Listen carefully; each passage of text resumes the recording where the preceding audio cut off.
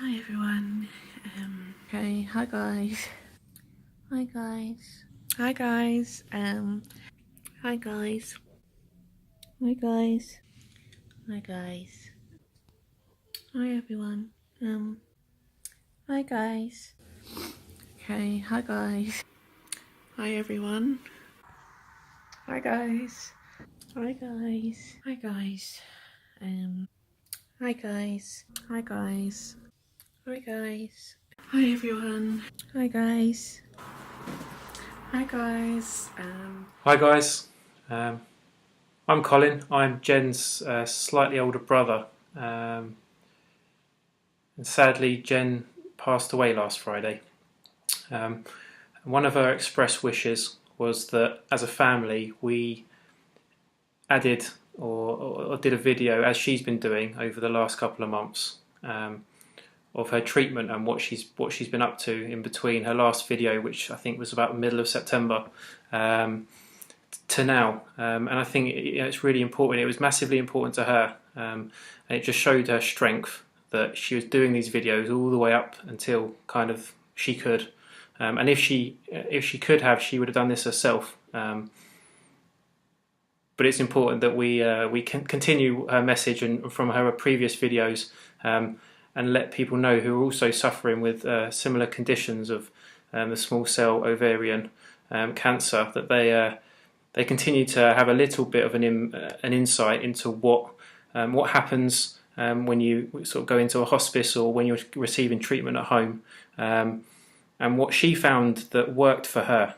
This channel has always been about educating people on what to expect, and she was selfless all the way through to the end, really, on trying to make it better for other people, make it more manageable for other people, and take away some of the anxiety that people had. So I'm gonna be going through a little bit of her journey from the last video that she put up to kind of now. So Jen always really wanted to stay at home as long as possible, and I know in her last video you could see that she had quite a bad swelling on the face. This was from an infection that was a little bit supplementary to the cancer. So she was in quite a bit of pain with that infection, as anybody would be, which kind of was what pushed her hand into moving into the hospice in the end. And she subsequently stayed 7 weeks in the hospice, which was cracking, really, because that's probably their longest staying visitor. And we got to know the staff really, really well, who were all fantastic. But Jen did have a lot of equipment at home, so when she made that choice that she wanted to stay at home as much as possible, there was lots open to her. Things like installing a bed. So she had a sort of a medical bed in there, which was a lot bigger, could be adjusted quite easily to help with keeping comfortable. And a stair lift installed so that she could get up and down the stairs. With Jen's cancer in particular, it was quite difficult to move around. So the stair lift helped on the occasions where she was strong enough to come downstairs and spend some time with the dogs, spend some time with her husband, and just spend some time downstairs watching the TV and getting back to a bit of what could be normality, if you like.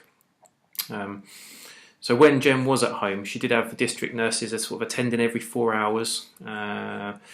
They would come and they would assist with her pain, ask how she was feeling that day, and change the meds depending on what she was feeling like. They were also on hand if you needed to call them. So if Jen was in any particular discomfort, they would call, and the nurses would be as quick as they could be. Not for any of their reasons, they've got a lot of patients, but sometimes just a note that can take a little bit of time. So if you're choosing to stay at home, that can be something just to factor in.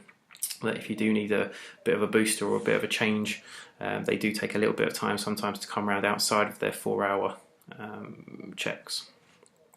So Jen moved to the hospice mid-September.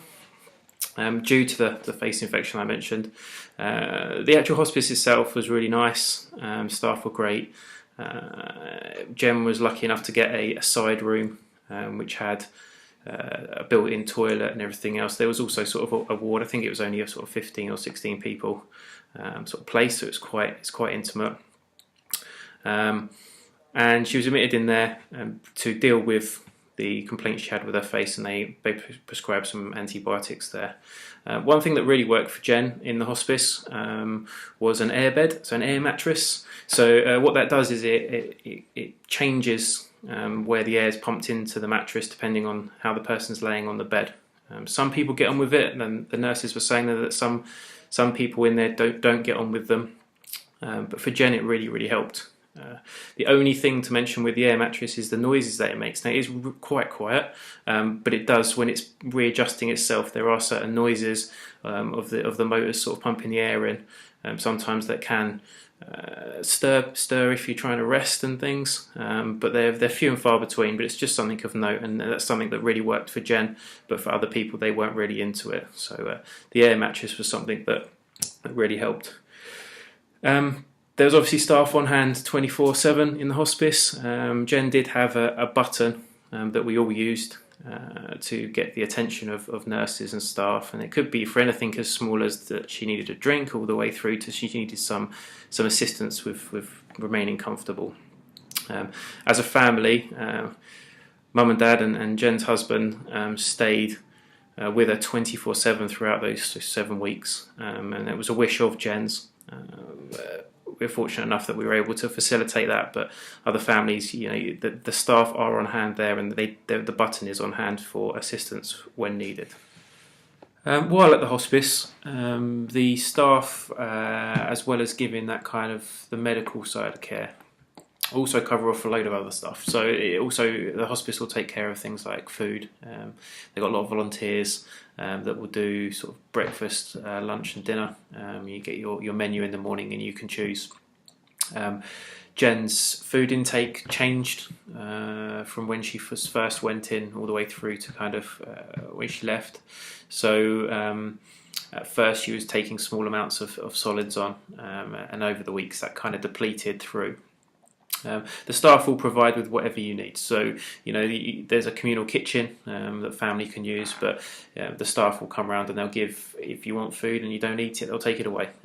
So it's one of those things which was really nice. Other things that they will do as well, so it's not quite like a hospital in as much as it's all palliative care, so it's about keeping people comfortable. So you could, and Jen did on a certain occasion, bring her dogs in. She loved her dogs. So the dogs came in and had a visit. There's a nice patio area there, and every hospice will be slightly different, but there were a team that were just dedicated to making things like that happen. You could make the room your own, you could bring in whatever you needed. So again, it's just something to be conscious of if you're making that decision of whether to stay at home or go to the hospice. With all that said, the hospice is still not home, and there was a point where Jen wanted to come back home. Jen was so strong that she's very, very with it the whole sort of time, even with all the drugs, and I'll come on to drugs slightly later. But she did want to come home. If you do want to go home, there is that option. It's pretty much the person that's staying there is in control of what happens or where they go. Just as a note from a point about that, it's quite a quick process. So as soon as someone says they want to go home, they'll make those arrangements, which include kind of getting an ambulance. That journey was quite difficult for Jen. When she actually came to the hospice, that was quite a difficult journey to make from home to the hospice, even though it was about 10-15 minutes away. And there is the opportunity to change that decision. So if you've asked to go home, you can change that. I think as a family we found that quite a quick process, and actually it was one of those ones where we sort of went back and forth with Jen of whether or not she wanted to stick with it, and she did. Ultimately, she didn't go home. In the end, the journey was going to be too much, and she made the decision to stay in the hospice. But again, just to be conscious that is a possibility. One thing that with that is if you do decide that you want to go home, there's no guarantee on the space of the hospice being available for you to return. So again, if you're making those sort of decisions, it's just something to take into account. The hospice also had a lot of provisions for for Jen's religious beliefs. So, like I say, there were volunteers. and they would come in. Jen and the family are Catholic in faith, so it was really important to Jen that she had the minister come round and provide the different sacraments to her. I know it's a lot of comfort for her right up until the end. There was a lovely chapel. There were singers. There was all sorts, and everybody will have a slightly different religious need. But it's just again something to be conscious of, that those volunteers do come around and provide that for you. And I know that Jen really enjoyed that. It's actually one of a handful of times where she was able to sort of open her eyes and really acknowledge the fact, and you could see that she was really happy that minister was there. So during Jen's time in the hospice, and also when she was at home, there was a lot of different drugs, a lot of different treatments that were available. One thing that Jen had all the way through was a driver, which is, for those of you that haven't seen it, and I'm sorry if there's a technical name for it, we always referred to it as the driver, and so did the staff. But it was something that was always attached. It was like a little perspex box. Very small. It came in a little kind of bag that you could carry around so it didn't get in the way. And what it did was it was almost like a syringe kind of looking back to it, which the nurses and the doctors changed the different mix of medication depending on how Jen was feeling. And what that did was electronically kind of administered those drugs throughout the day. And that's, as I mentioned before, with the nurses coming around every 4 hours, they would check that. It gave Jen the ability to have quite a substantial amount of medication in her system, and it was still being managed via this driver device. And I know that the driver and the boosters, when I say a booster, it was something that was added in. So it could be that Jen was feeling a particular pain or a particular anxiety, and the booster would have a kind of a mix, if you like. It was a cocktail of kind of all the medications that Jen was needed in at that point, and it could be changed on a daily, an hourly, or what have you basis. And that was a constant discussion that was going on between Jen, the nurses. What I would say on that communication piece with Jen is that as time went on, obviously with all these drugs in her system and her condition kind of deteriorating, it was quite difficult for Jen to communicate. Jen knew what was going on. Like she was there, even with her eyes closed, you could tell. Like I said, she was a strong, independent woman before this, and this sort of stuff just spurred her on. You know, she was making notes, she was keeping track of her fluids, she was doing all the extra bits that I would have expected from Jen, if I'm honest. Everyone's going to be slightly different. Jen had that with her. It was her way of keeping onto it. But the reason I mention it is that when communication got a little bit more difficult, there were occasions where Jen was trying to say something and felt that people around her, sort of the nurses and the staff, either weren't listening or weren't taking it on board.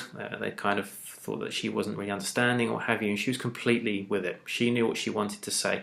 And the reason I mention it is that, it might be with your situation or a family member's situation that it's important to spend the time to listen. It will take slightly longer. It did with Jen, to communicate how she was feeling or what she wanted, or all that kind of stuff. And there is a frustration of trying to get those words out. But what I would say is take the time, make sure that the staff are waiting, and they're hanging around to hear the whole story, because I know Jen got very frustrated with that, and Jen is very forward when she gets frustrated. So for her, she got her point across. But for other people, it's just an important part. That it's easy sometimes to jump in and make assumptions or end sentences on someone's behalf.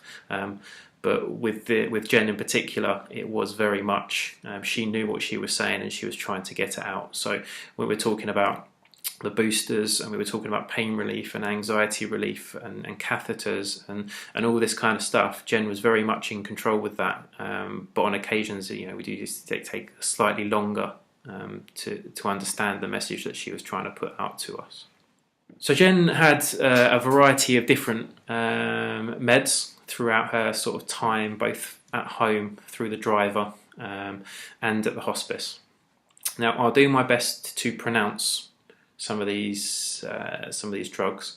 What I will do is I will put the spelling up on the screen just around here, so you can search them if you need to search them, and if nothing else, if I get them wrong, it'll give you a laugh. But I'll do my best with how to say them.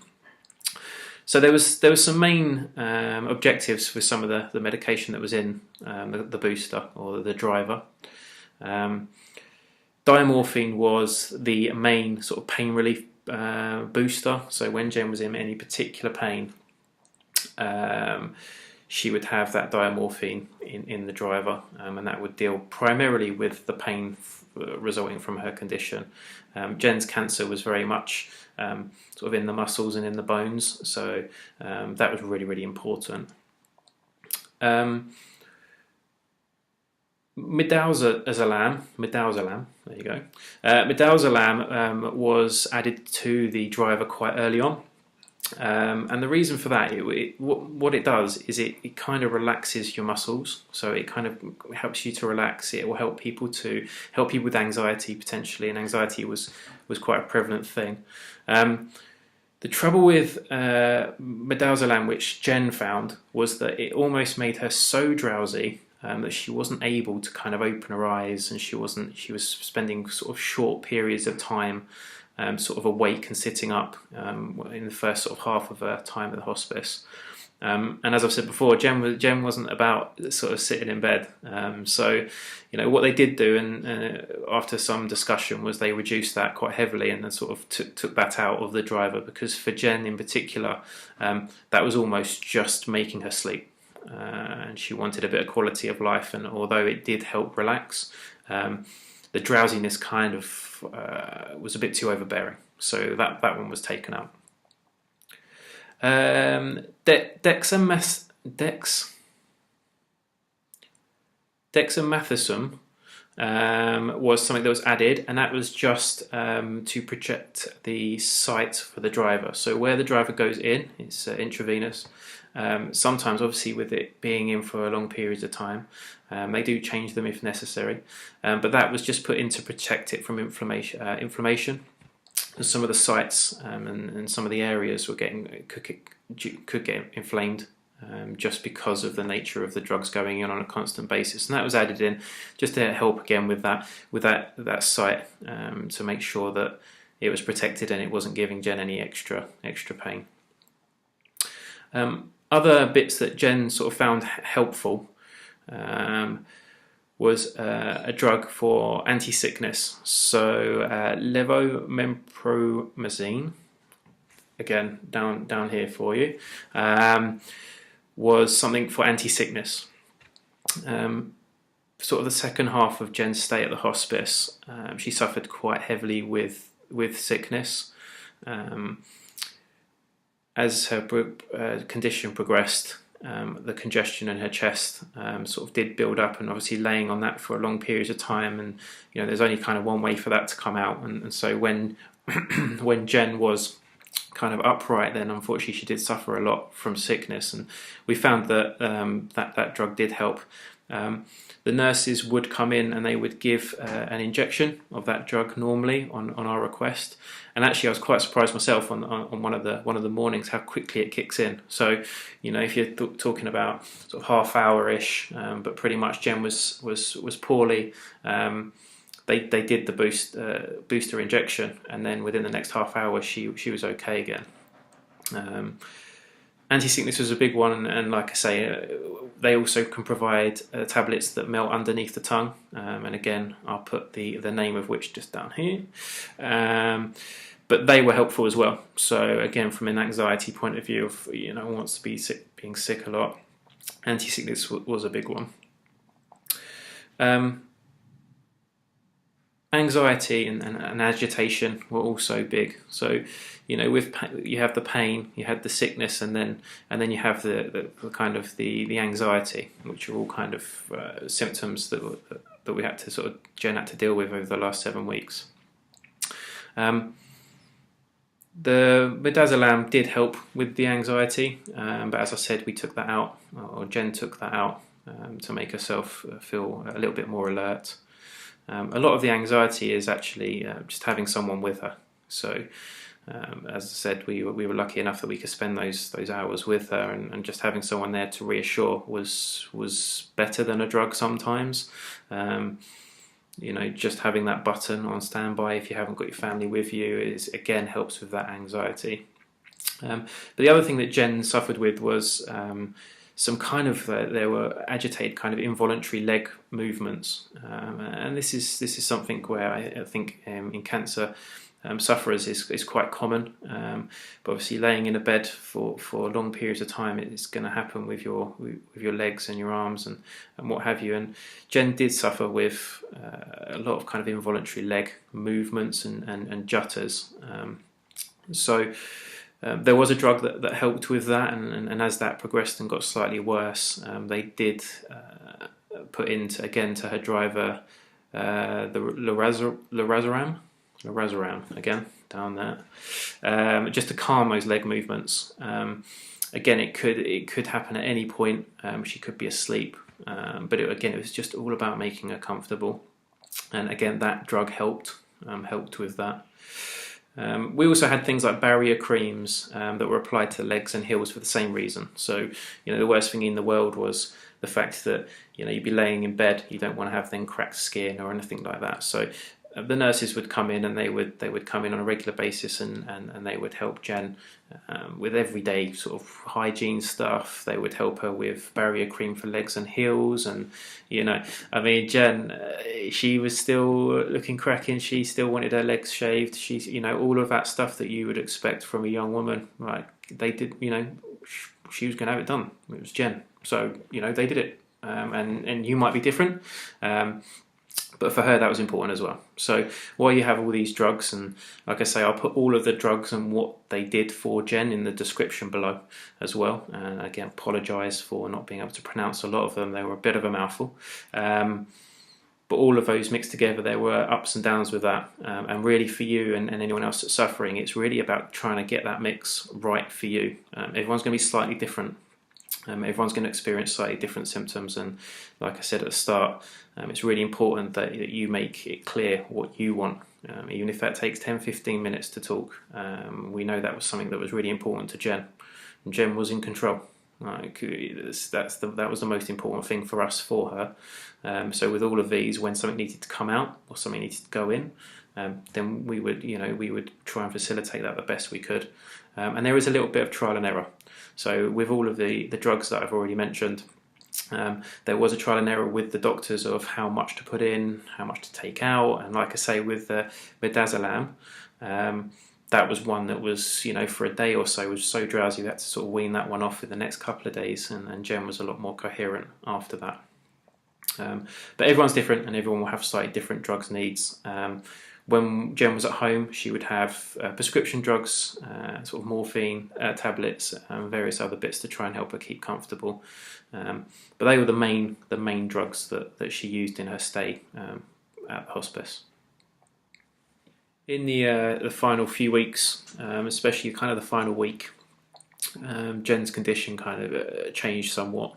So, along with the other stuff that I've already sort of mentioned, breathing became sort of quite difficult, and the congestion was quite difficult.